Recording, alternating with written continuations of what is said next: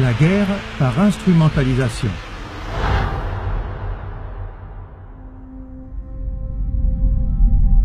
Chaque guerre est menée stratégiquement.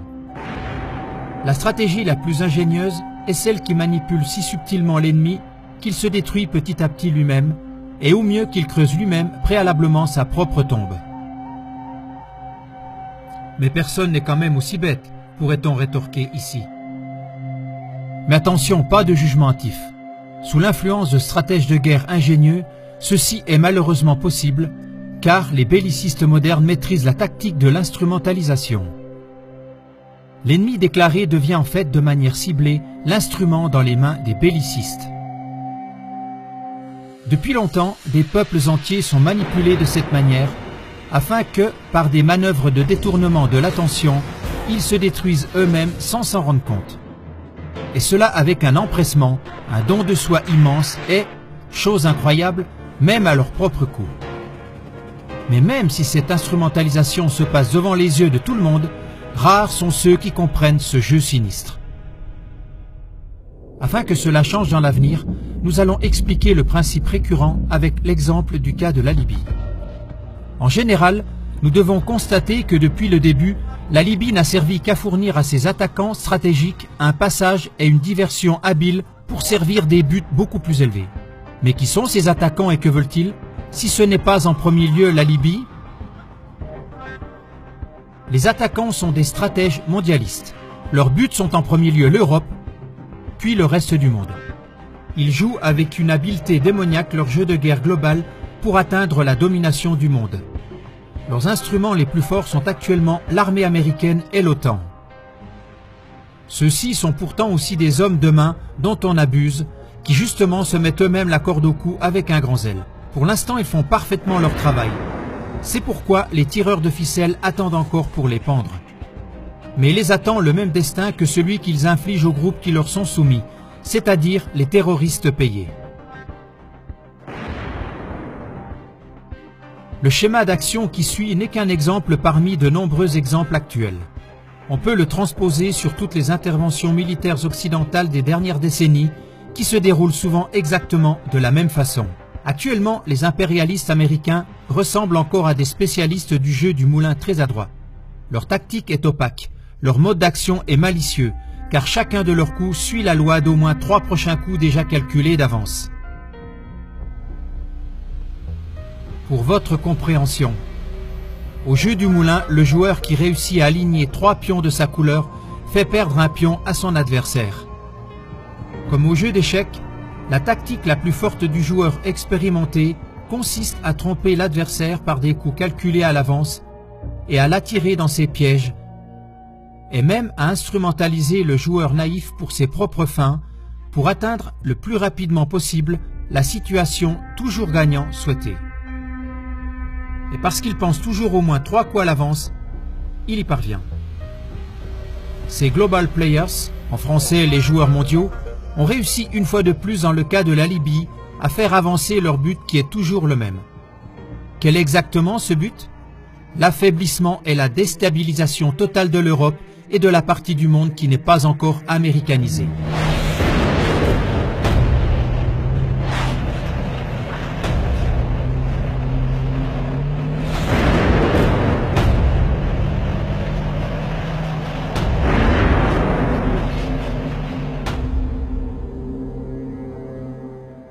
Comme nous allons le voir en détail dans ce qui suit, c'était le but fixé depuis le premier coup stratégique du jeu.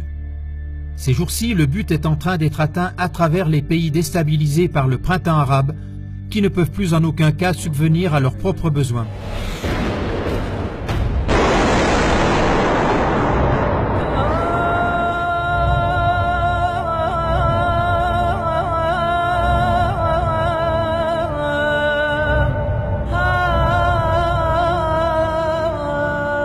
À travers les afflux de millions de réfugiés qui fuient vers l'Europe et provoquent forcément une ouverture des frontières des pays.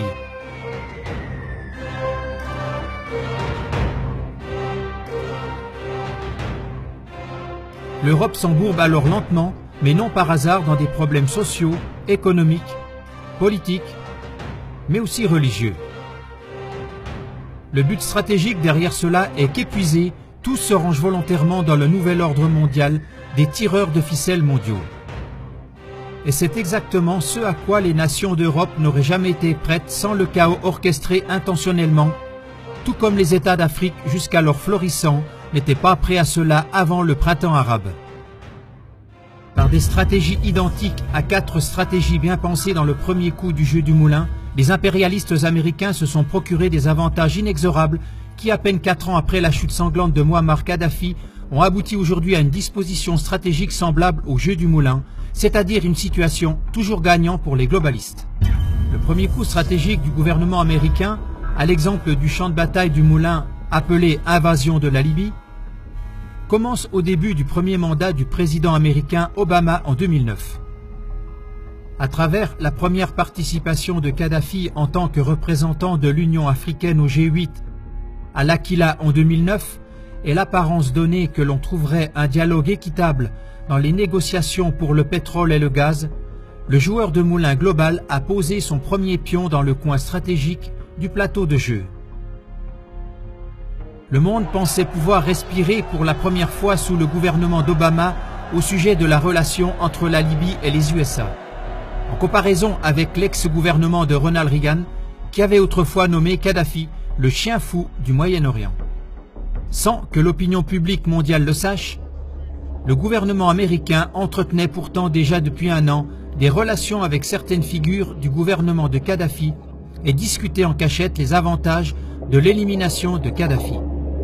Dans ce contexte, Wikileaks a publié une dépêche en juillet 2008 qui prouve une relation entre l'ambassade américaine et Choukri Ghanem, le premier ministre et ministre du pétrole institué par Kadhafi. La dépêche retient que l'ambassade américaine a discuté par l'intermédiaire de Ghanem sur le fait qu'il n'y aurait pas de vraie réforme économique et politique tant que Kadhafi ne serait pas mort. Ne se doutant de rien, les peuples d'Europe et tous les médias ont été trompés intentionnellement et instrumentalisés lors de ce premier coup. Tous les médias de masse, tous les politiciens et citoyens qui ont parlé à travers le monde de la célèbre poignée de main entre Obama et Kadhafi, comme d'un événement historique, ont directement fait le jeu du régime américain et ont confirmé sa manœuvre de diversion. C'est ainsi que les peuples d'Europe, dans le rôle du joueur naïf, ont placé leurs pions quelque part au hasard sur le plateau de jeu. Nous retenons, depuis le début, ce n'étaient pas les améliorations sociales, ni politiques, ni économiques ou religieuses en Afrique qui étaient le véritable but. Oui, ce n'était même pas leurs ressources pétrolières. Car ce que c'est la géologie moderne aujourd'hui, les faiseurs de guerre le savent depuis longtemps. Les scientifiques de haut rang désignent le pétrole comme la circulation sanguine de la Terre. Pour le dire autrement, de même que dans le corps humain le sang perdu est reproduit immédiatement, il en est de même dans les entrailles de la Terre pour le pétrole consommé. La Terre est donc un organisme. C'est pourquoi les bellicistes laissent parfois brûler des gisements de pétrole entiers sans inquiétude, si l'on pense par exemple à l'Irak et à différents autres endroits. Avec l'occupation des pays extracteurs de pétrole, les stratèges mondiaux ne veulent donc pas en premier lieu des gains financiers pour eux-mêmes, mais des pertes économiques pour les autres. En d'autres termes, il s'agit en priorité de l'empêchement d'une quelconque autarcie, c'est-à-dire d'une indépendance économique de tous les pays qui ne sont pas encore dépendants d'eux. Évidemment, les gisements de pétrole confisqués servent en même temps d'argent de poche sur le chemin de l'établissement d'une structure de propre pouvoir, mais seulement en deuxième priorité. Comme deuxième coup des stratèges américains, une stratégie servant délibérément à distraire du but véritable a suivi en 2011. Au premier coup d'œil, elle semblait tout simplement totalement décousue de l'ensemble. Pour le dire en images, le stratège global calculateur a ainsi posé son pion dans l'angle le plus éloigné de son premier pion. En pratique, cela voulait dire on a soudain poussé Kadhafi de manière ciblée dans un coin en le faisant passer pour un dictateur horrible. Le peuple libyen, présenté comme affreusement opprimé et torturé, est devenu le sujet de discussion numéro 1. Mais tout cela uniquement pour réchauffer à l'avance l'opinion mondiale et ainsi justifier devant le peuple et le monde politique l'absolue nécessité d'une intervention militaire. C'est-à-dire pour instrumentaliser le peuple et le monde politique mondial pour les prochains coups du jeu. Ce que l'opinion publique mondiale n'a pourtant jamais entendu, c'est le fait qu'au moment de la poignée de main avec Kadhafi, le gouvernement des USA était déjà en train d'armer activement des milices terroristes, des cadres d'Al-Qaïda et des rebelles pour le combat contre le gouvernement de Muammar Kadhafi. Une fois de plus, le peuple européen ignorant, tous les médias de masse jusqu'au service de dévoilement libre se sont laissés instrumentaliser par cette stratégie consciemment planifiée du régime américain. Chaque citoyen du monde qui s'est laissé monter et qui s'est prononcé contre le prétendu régime dictatorial de Kadhafi a ainsi joué directement le jeu du responsable du conflit et a légitimé l'intervention militaire des stratèges globalistes planifiés depuis le début. Certains joueurs européens ont compris trop tard qu'ils avaient aidé leur adversaire à atteindre un modèle toujours gagnant. Puis lorsqu'ils ont essayé de faire comprendre au peuple les connexions à travers les médias, ces derniers d'un commun accord se sont tus. Au contraire, des journalistes comme ceux du New York Times ont même trompé le peuple en dépit de ce qu'ils savaient, en rabaissant le conflit en Libye à une simple guerre civile. And our resolve is clear. The people of Libya must be protected. The people of Libya must be protected. The people of Libya must be protected. The people of Libya must be protected. Les bombardements de l'OTAN contre la Libye, qui en vérité ont duré 6 mois, sont tout au plus mentionnés dans des médias libres et indépendants. The people of Libya must be protected.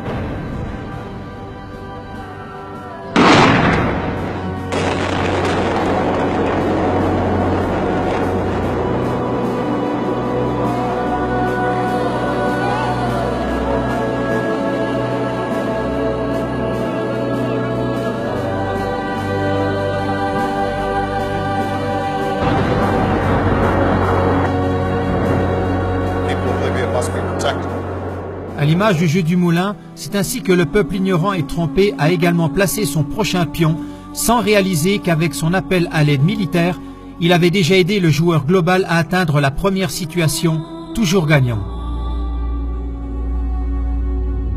Nous retenons. Lors de ce coup, les stratèges américains n'étaient en aucune façon, comme prétendu, intéressés par l'amélioration des conditions de vie en Afrique, mais uniquement par l'agrandissement de leur propre structure de pouvoir global. Proclamées haut et fort, les structures démocratiques et autres sur le continent noir n'ont servi que de façade, de distraction et d'instrumentalisation de tous les peuples environnants. En vérité, l'idée de la domination globale ne laisse pas un seul pays arabe s'élever de quelque manière que ce soit. Au contraire, les attaquants de l'Europe visent en tout ceci la destruction totale d'une quelconque autarcie, c'est-à-dire de l'autosuffisance de tous les pays non encore américanisés. Lors du troisième coup stratégique sur le champ de bataille de la Libye en octobre 2011, la guerre en Libye a atteint son paroxysme avec le bombardement de la ville natale de Kadhafi et avec l'assassinat inhumain de Kadhafi, que la ministre des Affaires étrangères de l'époque, Hillary Clinton, a commenté en se réjouissant de son malheur. We came, we saw, he died. Did it have anything to do with your visit? He died, he died. He died, he died.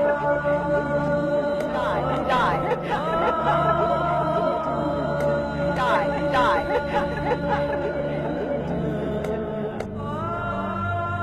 De nouveau, les médias de masse et tous les peuples se sont laissés instrumentaliser selon le plan prévu, en proclamant l'élimination de Kadhafi dans le même esprit qu'Hillary Clinton, comme une délivrance pour le peuple libyen opprimé. Nous retenons.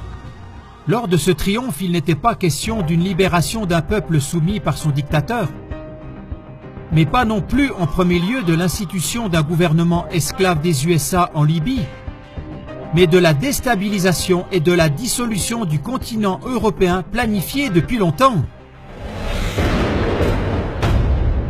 Il n'était question que d'attiser un gigantesque chaos dans la maison de l'Europe.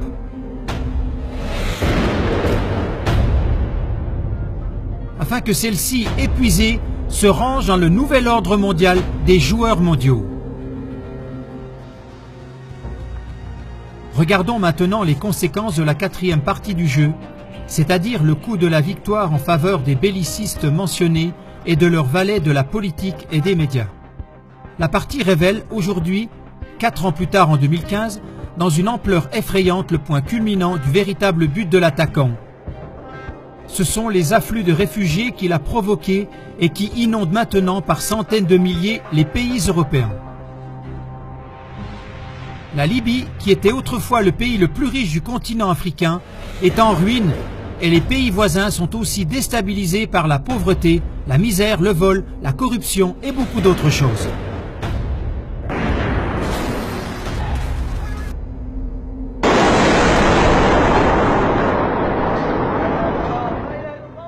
La Libye sous Kadhafi. Il n'y avait pas d'intérêt sur les crédits. L'électricité était gratuite.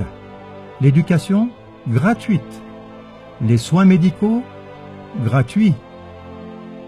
Tous les jeunes mariés recevaient de l'État libyen une somme équivalente à environ 45 000 € pour s'acheter leur propre appartement et fonder leur famille. Une partie de la vente du pétrole libyen était versée directement sur les comptes des citoyens libyens. Kadhafi était sur le point de terminer le plus grand projet mondial de pipeline d'eau potable à travers le Sahara, pour assurer un meilleur approvisionnement en eau de la population et de l'agriculture. En s'en mêlant de plus en plus dans des questions de conflit autour de la politique d'asile, en se chamaillant à cause des aides sociales, des conflits de religion et des nombreux autres préjudices qui s'ensuivent, les Européens font coup par coup exactement ce que les poseurs de pièges voulaient depuis le début. Et pendant que nous nous frappons les uns les autres, le global player américain instrumentalisateur est déjà beaucoup plus loin. Celui qui s'engage maintenant pour les pauvres réfugiés et combat pour une politique d'asile dure et conséquente fait une fois de plus directement le jeu des stratèges américains et des oligarques financiers, car ce sont eux qui amènent les bateaux débordants de réfugiés sous pavillon américain vers les frontières européennes. Une fois de plus, nous retenons ceci. Encore une fois, il n'est pas ici question de sauver des victimes de guerre, même pas en premier lieu de faire d'immenses gains financiers à travers l'industrie organisée des réfugiés. Tout cela n'est qu'un petit argent de poche sur le chemin vers le but véritable, l'affaiblissement total et la déstabilisation de l'Europe et de toute la partie du monde qui n'est pas encore américanisée. On ferait mieux de le croire. La guerre stratégique que l'administration américaine avide de domination mondiale mène contre l'Europe est aussi bien calculée que l'élimination d'une reine des abeilles par l'apiculteur. Aussi certain que l'apiculteur sait que l'élimination précoce de la reine entraîne le déclin de toute la ruche, il est aussi certain que le gouvernement de Washington savait que l'élimination de Kadhafi et la chute des gouvernements nord-africains provoquerait une déstabilisation de toute l'Europe. Ces coups de jeu ciblés pour détourner l'attention du dessein réel par l'instrumentalisation des peuples à l'aide des médias principaux se produisent dans tous les autres domaines vitaux. Totalement ignorants, nous aidons ces dictateurs du monde qui se sont autoproclamés à avoir un pouvoir absolu sur notre argent, sur notre prospérité et notre propriété. Comment cela se fait-il? Cela se fait lorsque, coup après coup, nous soutenons les avantages présentés comme pratique d'un paiement sans argent liquide à travers l'utilisation de cartes de crédit. Nous donnons justement aussi le pouvoir absolu sur nos enfants aux joueurs mondiaux. Par quel chemin? En acceptant sans résistance leur nouveau programme de sexualisation précoce, leur idéologie du genre avec tous les droits d'éducation par l'État. Nous faisons également leur jeu lorsqu'actuellement, sans le savoir, nous leur donnons le pouvoir total sur nos nationalités indépendantes et nos libertés. Comment cela? Lorsque nous répétons la politique des médias principaux, lorsque nous organisons toutes sortes de manifestations manipulées qui servent à provoquer une interdiction totale de manifestations, de rassemblements et finalement de discours. Il convient au contraire de répandre ces liens plus profonds et véritables parmi le peuple par le bouche à oreille. Diffuser des films comme celui-ci, partager de la littérature informative. Et même s'il y a des recours en justice contre tous ces crimes, ils viennent dans la plupart des cas trop tard, car un réseau opaque de serviteurs de l'État instrumentalisés s'est incrusté jusque dans la justice. Nous résumons ici encore une fois le seul et omniprésent fil conducteur du jeu pour le pouvoir mondial. Il s'agit de l'affaiblissement de toutes les nations qui veulent être autonomes jusqu'à leur soumission sous le gouvernement unique mondial. Celui-ci, après avoir soumis les peuples par sa croisade, ne se retiendra pas d'asservir toutes les nations. À partir de là, l'asservissement commencera pour de bon. Mais alors, du jour au lendemain, s'en sera fini du coca, de la bière et des drogues, ainsi que de la liberté sexuelle, de la bonne nourriture, de l'alcool, des vacances et autres.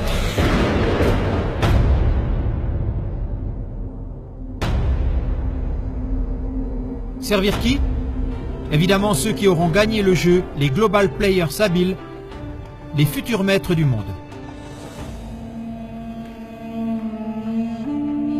Face à cette guerre de l'information d'une méchanceté surhumaine, les peuples paraissent comme des petits-enfants qui, même avec toute leur volonté, n'arrivent pas à suivre tous ces développements rapides.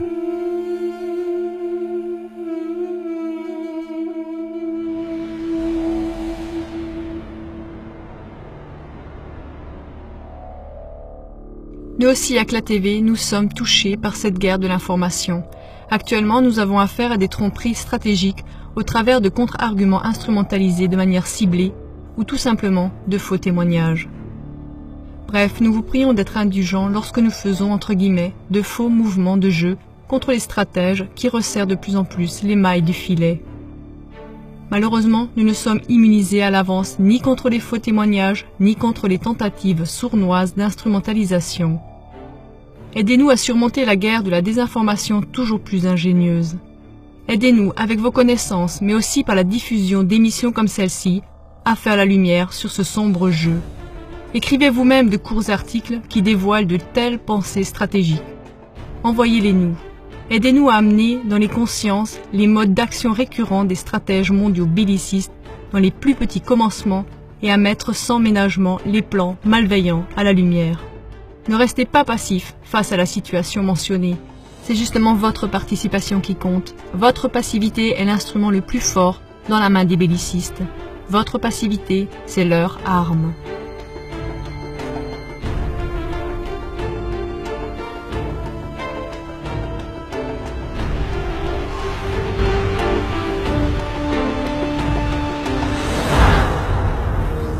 Quagmire TV. Ce ne sont pas des citoyens transparents dont nous avons besoin, mais des médias, des politiques et des barons financiers transparents.